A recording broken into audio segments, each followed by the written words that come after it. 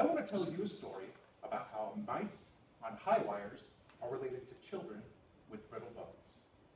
I'm Jason. I'm an anatomist at Indiana University, and I am the proud father of two beautiful boys, ages 9 and 6. One of my most cherished memories of my children watching them grow up was watching them learn to walk. They would stand up, they would toddle a little bit, they would fall over, and they would get right back up. I would look at my wife and we would laugh. It was pretty funny. They looked like drunk undergrads. Now imagine for a second that you had a child with brittle bone disease. Brittle bone disease is a disease where your bones break all the time. It's a problem with the assembly of your bones, and they are not strong enough to withstand normal function. If you're the parent of a child with brittle bone disease, watching your child learn to walk is a very different experience. You might gasp every single time they fall down because you're not sure whether or not they will ever get back up. Do I have to rush my child to the hospital? Do they fracture their leg?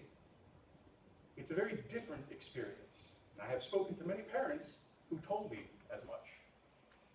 The problem is this: there's no FDA-approved treatment for brittle bone disease.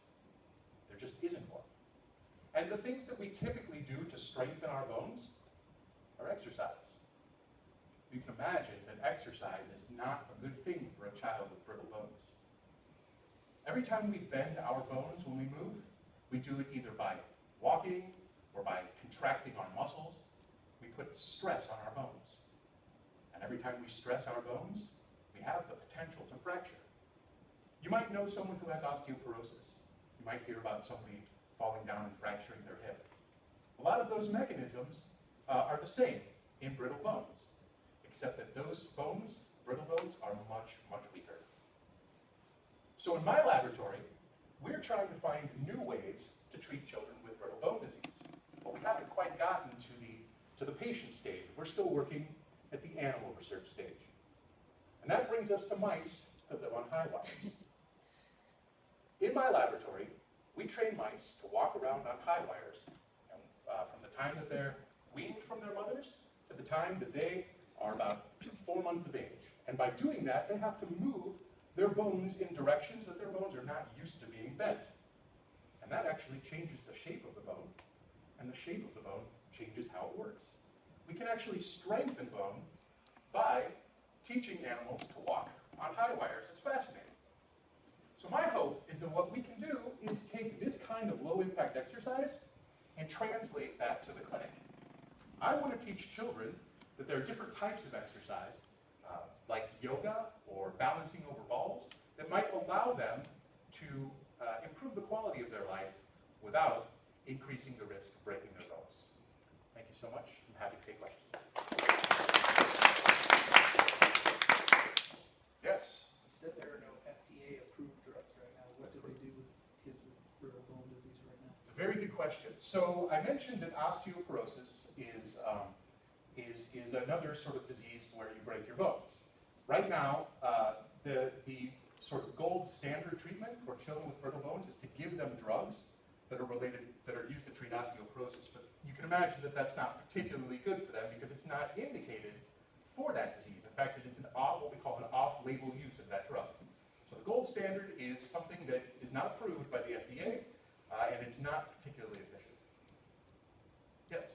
So what remains to be done to actually start implementing this kind of treatment for kids with this disease? Is it you need more research, or is it just a matter of funding? It's both, actually. We need to continue the research because, animals are variable, humans are variable, and so we want to have as much solid data as we can get before we make the case to funders. We've tried to make the case now, and they keep coming back to us and saying, it's interesting, but we need more convincing. So right now we're trying to establish this as a model to treat osteogenesis imperfecta. That's the name of this disease, brittle bone disease, and hopefully we can do that. I'm working closely with clinicians as well, who are fully supportive of this. At Indiana University, we have a large population of patients with brittle bone disease, and so we have a ready-made clinical population to translate this to once we get the basic science done and then the funding for that. Okay, we have one more question. So if I outfitted my entire house with high wires, what do you think would happen to my bones, and would I get taller? That's a great question. I don't think you would get taller. However, I think if you were walking around on high wires the entire time you were in your house, you would potentially strengthen your muscle, and you could potentially change the shape of your bone. But I'm sad to tell you that the most significant response will come in perhaps your children, if you have some, because as we grow, our bones become less receptive to being